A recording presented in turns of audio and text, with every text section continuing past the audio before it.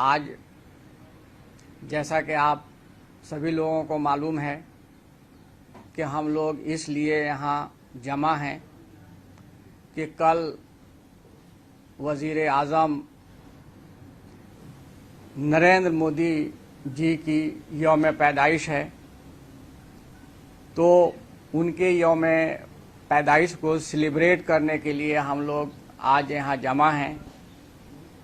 तो सबसे पहले मैं अपनी तरफ से और कौमी कौंसिल बराए फ़रोग़ उर्दू ज़बान की तरफ से और आप सभी लोगों की तरफ से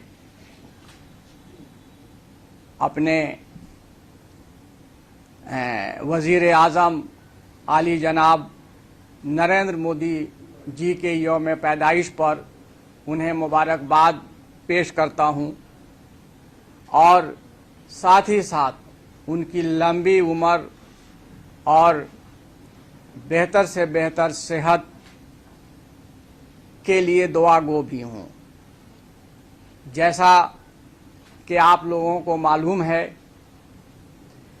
कि वज़ीर आज़म आली जनाब नरेंद्र मोदी जी के यौम पैदाइश को पूरे हिंदुस्तान में हर ऑफिस में, हर इंस्टीट्यूशन में हर साल धूमधाम से मनाया जाता है। और सिर्फ हिंदुस्तान ही नहीं बल्कि हिंदुस्तान से बाहर भी, हिंदुस्तान के बाहर जहाँ जहाँ हिंदुस्तानी हैं वहाँ वहाँ हिंदुस्तान के वज़ीर आज़म के यौम पैदाइश को मनाया जाता है। मैं ये भी वाज़ेह करना चाहता हूँ कि इसके लिए वज़ीर आज़म के दफ्तर से कोई आदेश जारी नहीं किया गया है, ना कभी किया जाता है कि उनके यौम पैदाइश को धूमधाम से मनाया जाए। उनके यौम पैदाइश को धूमधाम से इसलिए मनाया जाता है पूरे हिंदुस्तान के अंदर और पूरी दुनिया के अंदर कि मोदी एक ऐसी शख्सियत का नाम है जिसके सामने, जिसकी शख्सियत के सामने सिर्फ हिंदुस्तान ही नहीं बल्कि पूरी दुनिया, पाकिस्तान और चाइना को छोड़कर पूरी दुनिया मेस्मराइज्ड है, सेहरकुन है। उनकी शख्सियत के सामने हर शख्स बिल्कुल मेस्मराइज्ड मालूम होता है। और ऐसा क्यों है? कुछ ना कुछ बात तो होगी, इसकी भी वजह है।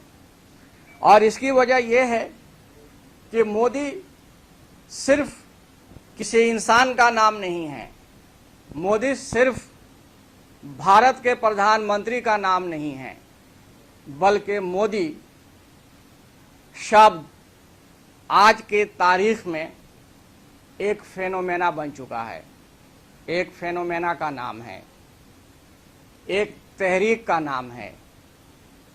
फेनोमेना को उर्दू में किस तरह से बताया जाए ये थोड़ा सा मुश्किल है, लेकिन यूं समझिए कि जिस तरह से समुंदर के अंदर लहरें जो आती हैं वो लगातार लहरें आती रहती हैं, वो लहर कभी रुकती नहीं है, चाहे वो दिन हो या रात हो, सुबह हो या शाम हो, समुंदर की लहरें लगातार आती रहती हैं, आती रहती हैं, आती रहती हैं। उसी तरह से जो मोदी की कारकर्दगी है, मोदी के डेवलपमेंट की जो कारकर्दगी है वो लगातार मुसलसल चल रहा है, बिल्कुल समुंदर की लहरों की तरह से।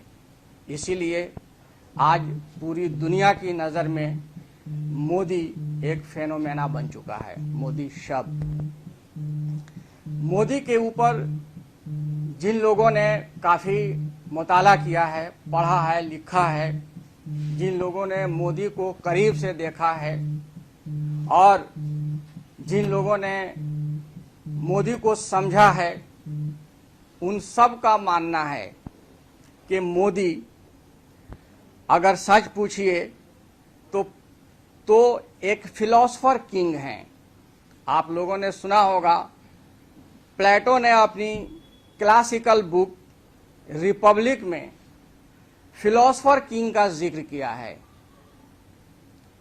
कहा जाता है कि मोदी फिलोसफर किंग है, या मोदी को फिलोसफर किंग से मुशाबा करार दिया जाता है। मोदी को फिलोसफर किंग से जोड़कर देखा जाता है। और फिलोसफर किंग की सबसे बड़ी खूबी क्या होती है? उसकी जो सबसे बड़ी खूबी है, उसकी सबसे बड़ी जो खुसूसियत है, वो है rare detachment. Rare detachment, rare detachment का मतलब होता है कि वह शख्स जो पावर से जुड़े होने के बावजूद भी पावर से जुड़ा हुआ नहीं हो। इसका मतलब यह है कि अगर कोई प्राइम मिनिस्टर है और वो ये समझ ले कि वही ऑल इन ऑल है, दुनिया का सबसे बड़ा इंसान वही है, तो उसके अंदर रऊनत पैदा हो जाती है। फिर पावरफुल आदमी अपने आप को गॉड समझने लगता है, और जब उसको पावर का नशा चढ़ जाता है तो वो दुनिया को बहुत मामूली सी चीज समझने लगता है। वो किसी का शेर है कि चला तो पांव के नीचे कुचल गई कोई शय, नशे के झोंक में देखा नहीं कि दुनिया है। तो इस तरह की हालत होती है उन लोगों के लिए जो नशे में, जो पावर के नशे में चूर हो जाते हैं।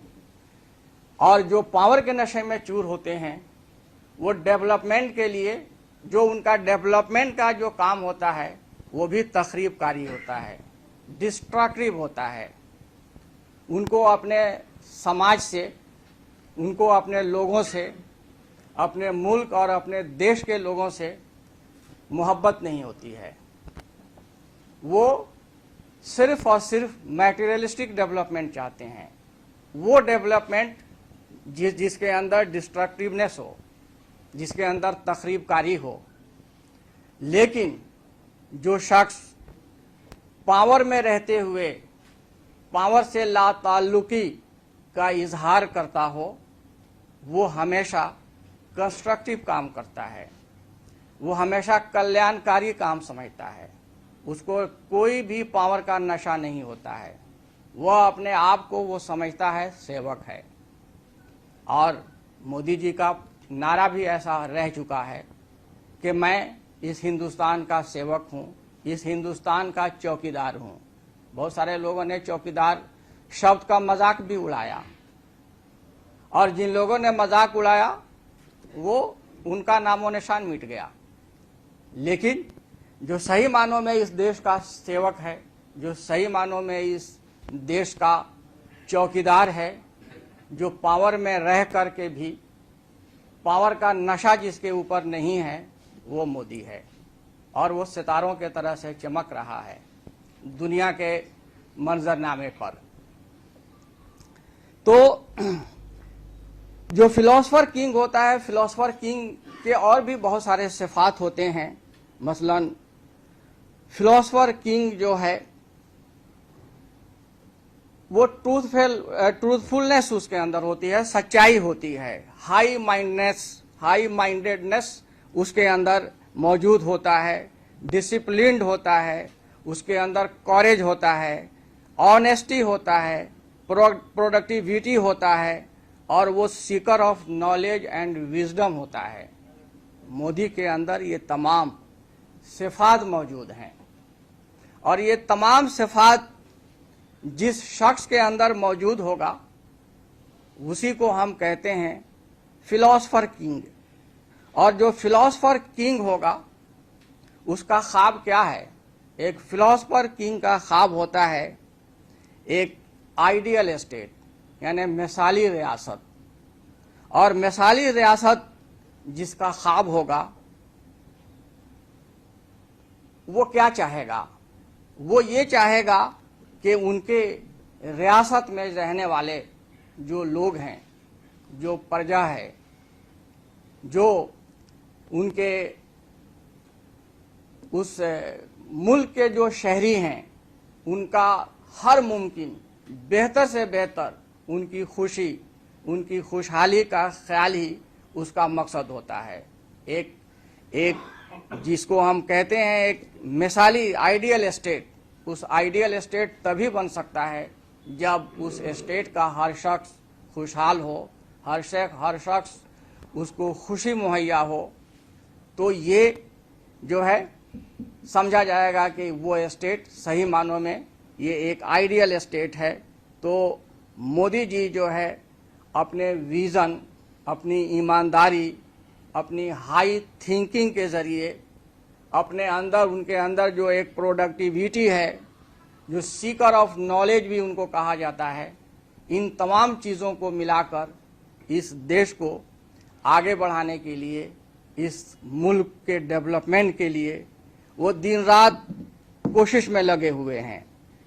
और ये भी मैं आपको बता दूं कि फिलॉसफर किंग जो जिस्मानी लज्जतें जिसे हम कहते हैं, वो जिस्मानी लज्जतों से बहुत परे होते हैं, ऊपर उठ चुके होते हैं। उन्हें जिस्मानी लज्जतों की ज़रूरत नहीं होती है, उन्हें रूहानी लज्जतों की ज़रूरत होती है। रूहानियत उनके अंदर आ जाती है। इसीलिए आज भारत के अंदर मोदी जी का और भारत सरकार का ये मानना है कि हम चाहते हैं कि हमारे देश का विकास हो, लेकिन सिर्फ मैटेरियलिस्टिक विकास नहीं हो, बल्कि रूहानी विकास भी हो। और मोदी जी ये चाहते हैं कि मैटेरियलिस्टिक और रूहानियत के बीच एक बैलेंस कायम किया जाए, एक हार्मोनी कायम किया जाए, और इन दोनों को लेकर के आगे बढ़ा जाए।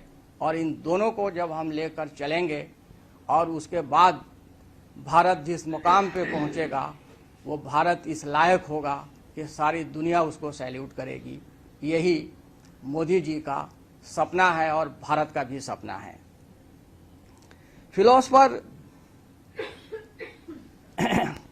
किंग जो है, उसका जो थॉट प्रोसेस है वो कंटिन्यूअसली वो चलता रहता है, वो कभी रुकता नहीं है। यही वजह है कि मोदी का जिस्म, शरीर भले ही रात में या किसी वक्त सोता हो, लेकिन मोदी का मन, मोदी के ख्यालात, उनके विज़न कभी नहीं सोता है। वो दिन रात जगा रहता है और दिन रात थॉट प्रोसेस में वो मसरूफ़ रहता है उनका मन। और वो तलाश करता रहता है कि हमारे हिंदुस्तान के लोगों के मसाइल क्या हैं, उनके तकालीफ क्या हैं, और उन तकालीफ के समाधान क्या हैं, हमारे लोगों के मसाइल के हल क्या हैं। उन तमाम चीज़ों के जवाब वो, उनका जो मन है वो ढूंढता रहता है। इसीलिए जो है उनका मन कभी सोता नहीं है, सिर्फ उनका जिस्म सोता है। रविंद्रनाथ टैगोर ने एक जगह लिखा है कि अगर भारत को समझना हो तो आप विवेकानंद को समझो।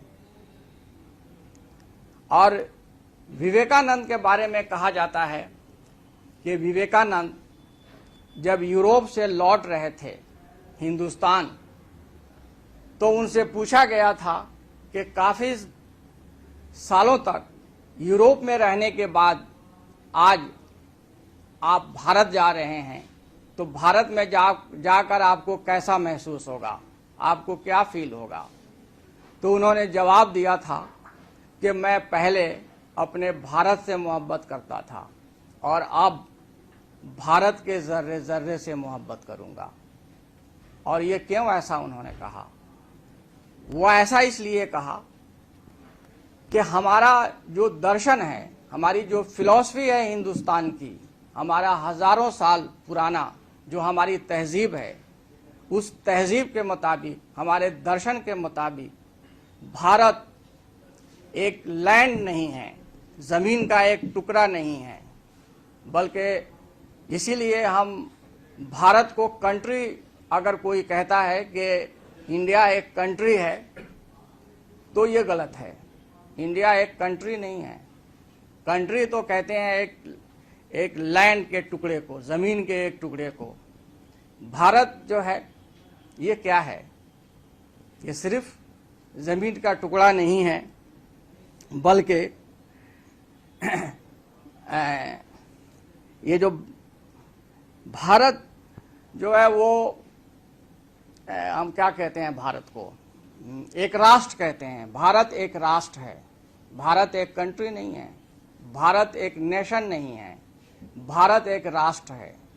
और जब हम राष्ट्र की बात करेंगे तो इस हिंदुस्तान और इस भारत के सरजमीन पर जितनी चीज़ें मौजूद हैं उन तमाम चीज़ों को मिला करके हम राष्ट्र कहते हैं। और जब विवेकानंद ये कहते हैं कि हम भारत के ज़र्रे ज़र्रे से अब मोहब्बत करेंगे, तो इसका मतलब ये है कि वो भारत राष्ट्र से मोहब्बत करेंगे और ये भारत के अंदर जितनी चीज़ें मौजूद हैं उन तमाम चीज़ों से वो मोहब्बत करेंगे। और उन्होंने और मोदी जो इनके सबसे बड़े परम भक्त हैं, मोदी जी उन्हीं के असूलों पे वो हमेशा चलते आए हैं और चलते रहते हैं। उनके आइडियल, मोदी जी के आइडियल, उनके आदर्श अगर कोई है तो वो मोदी जी हैं। विवेकानंद के आदर्श, उनके आइडियल अगर कोई है तो वो मोदी जी हैं। और मोदी जी भारत को उन्हीं के असूलों के ऊपर, उनकी जो फिलॉसफी है, उनके जो थॉट हैं, उसी थॉट के ऊपर मोदी जी भारत को आगे ले जाने की पूरी कोशिश कर रहे हैं। तो अगर वो पूरे ज़र्रे ज़र्रे से मोहब्बत करने का मतलब क्या है कि अगर किसी के पास, हमारे पास, अगर हम सही मानों में भारत के ज़र्रे ज़र्रे से मोहब्बत करते हैं तो भारत के ज़र्रे ज़र्रे का ख्याल रखना हमारा यही धर्म होगा, हमारा फ़र्ज़ होगा। भारत के ज़र्रे ज़र्रे का तहफ़्फ़ुज़, भारत का चहुमुखी विकास जिसको हिंदी में कहा जाता है, उसका ख्याल करना हम एक हुक्मरान का फ़र्ज़ होता है। मोदी भी यही चाहते हैं। मोदी भी चाहते हैं कि भारत के ज़र्रे ज़र्रे, भारत के हर शोबे में विकास हो, हर शोबे में डेवलपमेंट हो। महात्मा गांधी ने एक दफ़ा कहा था कि हिंदुस्तान जब आज़ाद हो जाएगा और आज़ादी के बाद जब हिंदुस्तान का आखिरी आदमी जो हिंदुस्तान के किसी बॉर्डर पे खड़ा होगा, अगर उस आज़ादी का फ़ायदा, हिंदुस्तान के डेवलप होने का फ़ायदा अगर उस आखिरी इंसान को पहुंचता है तो हम समझेंगे कि भारत सही मानों में आज़ाद हो गया है और सही मानों में भारत तरक्की के रास्ते पर है और सही मानों में भारत डेवलप हो चुका है। मोदी हिंदुस्तान के डेवलपमेंट का फ़ायदा उस आखिरी आदमी तक पहुंचाना चाहते हैं और इसके लिए ज़रूरी यह है कि हिंदुस्तान के हर शोबे के अंदर डेवलपमेंट हो, हर शोबे में तरक्की हो। इसके लिए मोदी की जो कोशिश है वो लगातार जारी है। विवेकानंद ने मिशिगन यूनिवर्सिटी में एक दफ़ा कहा था कि मुस्तकबिल भारत का होगा, और उनका कोट ये है कि मौजूदा हालात पहले ही आपके हक में हैं, मौजूदा हालात भले ही आपके हक में हैं, लेकिन 21वीं सदी भारत की होगी। मोदी जी उनके इस ख्वाब की ताबीर ढूंढने में लगे हैं और मोदी जी चाहते हैं कि विवेकानंद ने मिशिगन यूनिवर्सिटी के अंदर जो खिताब किया था और जो दावा किया था कि 21वीं सदी भारत का होगा, उसको 21वीं सदी भारत का बनाने का ख्वाब और बनाने का ख्याल मोदी जी लेकर के आगे बढ़ रहे हैं। मोदी जी के बारे में यह भी कहा जाता है कि मोदी जी भारत के उस शिप, उस जहाज़ के कप्तान हैं जो किसी भी तरह के भंवर से और किसी भी तरह के तूफान से वो जहाज़ को बचा कर ले जाते हैं। इसकी बेशुमार मिसालें मौजूद हैं। अब हाल ही की एक मिसाल देखिए कि जब हिंदुस्तान ही में नहीं बल्कि पूरी दुनिया में कोरोना की वबा फैली थी पूरी दुनिया में एक हड़कंप मच गया था। चारों तरफ एक अजीबोगरीब क़यामत का समा आ गया था। भारत में भी कमोबेश वैसे ही था जैसे अमेरिका में था, जैसे चाइना में था या दूसरे ममालिक में। लेकिन इसको मोदी जी ने कभी बिना घबराए हुए, बिना परेशान हुए, उन्होंने हिंदुस्तान के अंदर जल्द से जल्द वैक्सीन का विकास किया गया, विकसित किया गया, उसको बनाया गया और रिकॉर्ड टाइम में पूरे हिंदुस्तान को वैक्सीनेट किया गया। पूरे हिंदुस्तान के लोगों को वैक्सीन लगाया गया और आज भी दुनिया के बहुत सारे ममालिक में अभी भी कोरोना का कहर जारी है। लेकिन हिंदुस्तान में अल्लाह ताला का बेहद शुक्र है कि अब कोरोना का कहर नहीं है। मोदी जी ने सिर्फ यही नहीं किया, बल्कि उन्होंने वसुधैव कुटुंब का जो कंसेप्ट है भारत में कि पूरी दुनिया हमारा कुटुंब है, हमारा मेहमान है और हम सिर्फ अपना ही नहीं, हम सारी दुनिया का कल्याण चाहते हैं, ये भारत का दर्शन है। मोदी जी ने इस दर्शन को मद्देनज़र रखते हुए या इस दर्शन को जीते हुए उन्होंने वैक्सीन जो है अपने पड़ोसी मुल्कों में भी भिजवाया, उन देशों में भिजवाया जहां वैक्सीन का डेवलपमेंट होना मुश्किल ही नहीं, बहुत नामुमकिन सा महसूस हो रहा था। तो ये मोदी का बहुत बड़ा कारनामा है। और सिर्फ यही नहीं, जब कोरोना हुआ था तो चारों तरफ लॉकडाउन हो चुका था। हमारे यहाँ जो भारत में जो चीज़ें चाइना या बहुत जगह से आया करती थी, उसका आना बंद हो गया। भारत ने मोदी जी ने नारा दिया, स्वदेशी का नारा दिया और करोड़ों अरबों रुपया उन्होंने इस मद में खर्च किया और उन्होंने ये तहरीक चलाई कि हिंदुस्तान के अंदर हर चीज़, तमाम चीज़ों को बनाया जाए और जो हमारी लोकल चीज़ों हैं उसको ब्रांडेड करने के लिए, उसको ब्रांड नाम देने के लिए हम सभी लोगों को वोकल होना चाहिए, इसका उन्होंने नारा दिया। और आज अभी 2-4 दिन पहले मैं अखबार में पढ़ रहा था कि बहुत सारी चीज़ें ऐसी हैं कि जो बाहर से मंगाई जाती थी वो आज हिंदुस्तान में बन रही हैं और उनके बनने से बहुत सारी चीज़ों के जो कीमत है वो कम होगी। जैसे गाड़ियों में इस्तेमाल होने वाली कुछ ऐसी चीज़ें हैं कि जो अब पहले हम लोग बाहर से मंगाते थे, अब हिंदुस्तान में वो बनने लगी हैं, जिसकी वजह से 40% रेट गाड़ियों की कम हो जाएगी। तो इस तरह के बहुत सारे कारनामे मोदी जी ने अंजाम दिए हैं और मोदी जी जो है गीता के उस श्लोक के ऊपर काम करते हैं। वो चाहते हैं कि सिर्फ काम करते जाओ और फल क्या होगा उसके बारे में सोचो नहीं। जब हम कर्म करेंगे, जब हम काम करेंगे तो उसका फल हमेशा अच्छा ही मिलेगा। यही जो है वो भारत दर्शन, भारत का जो दर्शन है, भारत की जो फिलॉसफी है, उसमें यही सब कुछ बताया गया है। मोदी जी भी फल की फिक्र किए बगैर दिन रात पावर से लाताल्लुकी इख्तियार किए हुए वो भारत के डेवलपमेंट के लिए काम कर रहे हैं। मोदी जी के बारे में ये भी कहा जाता है कि Modi ji rare human being हैं, रेयर ह्यूमन बीइंग, नायाब, जिसको हम नायाब कहते हैं, नायाब इंसान हैं। और वो अपनी जो उनकी जो ज़ाती ज़िंदगी है और अवामी जो ज़िंदगी है, दोनों के अंदर वो हिंदुस्तान का जो रिच कल्चरल इथॉस है उसको साथ लेकर के चलते हैं।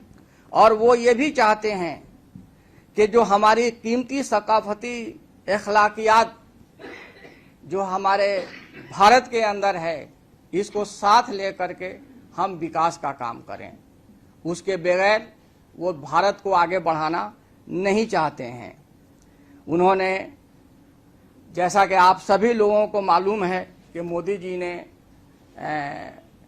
जैसे ही उन्होंने पीएम का चार्ज भार संभाला, उसको उन्होंने हिंदुस्तान के वजीर आजम बने, आते ही उन्होंने गांधी जी के यौम पैदाइश पर स्वच्छता अभियान उन्होंने चलाना शुरू किया। ये स्वच्छता अभियान ये कोई बहुत नई चीज़ नहीं है। मोदी जी से पहले गांधी जी ने भी इसको स्वच्छता अभियान की पूरी वकालत की थी और वो भी चाहते थे कि चारों तरफ हमारा भारत स्वच्छ रहे। और जो हमारी जो रिलीजियस किताबें हैं उसमें भी कहा गया है कि जो सफाई है वो आधा ईमान है। तो ये सारी चीज़ें हैं, लेकिन गांधी जी को बहुत सारे लोग समझते हैं कि गांधी जी हमारे पार्टी के हैं, वो कांग्रेसी थे और हमारे ग्रुप के हैं, हमारे पार्टी के हैं और उसको आइडियल मानते हैं। लेकिन गांधी जी के जो उनके ख्वाब थे, जो वो चाहते थे, उसको इम्प्लीमेंट करने की कोशिश इसके पहले के किसी वजीर आजम या किसी हुकूमत ने नहीं की है। उसको अमली जामा पहनाने का काम अगर किसी ने किया है तो वो मोदी जी ने किया है। स्वच्छता अभियान का मतलब सिर्फ यही नहीं है कि अपने जिस्म की सफाई, अपने कपड़ों की सफाई, अपने घर को साफ रखना, अपने आसपास के इन्वायरमेंट को साफ रखना ही मकसद नहीं है। इसका मकसद यह है कि इनर सफाई भी होनी चाहिए। हमारी रूह, हमारी आत्मा और हमारे दिल की भी सफाई होनी चाहिए। जब हमारे दिल की जब तक सफाई नहीं होगी तो ज़ाहिरी सफाई से काम नहीं चलेगा। मोदी जी ने जो हमारी हजारों साल पुरानी तहजीब का एक हिस्सा है योग, उसको भी उन्होंने उसकी तहरीक चलाई और इस तरह से तहरीक चलाई कि योग सिर्फ हिंदुस्तान ही नहीं बल्कि पूरी दुनिया के अंदर मशहूर व मारूफ हो चुका है और सारी दुनिया के अंदर योग के फायदे को लोग महसूस कर रहे हैं और पूरे वर्ल्ड में योग दिवस मनाया जा रहा है 21 जून को। योग भी अगर देखा जाए तो वो सिर्फ इसलिए नहीं कि वो एक वर्जिश है, सिर्फ इसलिए नहीं कि हमें वो चुस्त दुरुस्त बनाने में, हमारे शारीरिक जो हमारी जो सेहत है उसको ठीक करने के लिए वो बेहद कारआमद है, बल्कि उसके पीछे भी एक फिलॉसफी है। और वो फिलॉसफी क्या है? वो फिलॉसफी है इंसान को नेचर से जोड़ना, इंसान को अध्यात्म से जोड़ना। और जब हम अध्यात्म से जोड़ जाएंगे तो फिर क्या होगा? सारी दुनिया के अंदर किसी तरह का भेदभाव नहीं रहेगा। पूरी दुनिया के अंदर जो खुलफिशार, जो डिस्ट्रक्शन हो रहा है वो भी ख़त्म होगा और हम नेचर के एक पार्ट होंगे। अब जब नेचर का हम पार्ट होंगे तो जाहिर सी बात है कि हमारे अंदर रूहानियत खुद ब खुद पैदा होगी और हम हमेशा लोगों के कल्याण की बात सोचेंगे। हम हमेशा लोगों के फायदे किस तरह से हो, लोगों का कल्याण किस तरह से हो, हम इसकी बात सोचेंगे। तो मोदी जी ने योग और सफाई अभियान की जो तहरीक चलाई, इसके पीछे ये भी एक बहुत बड़ी फिलॉसफी है। सिर्फ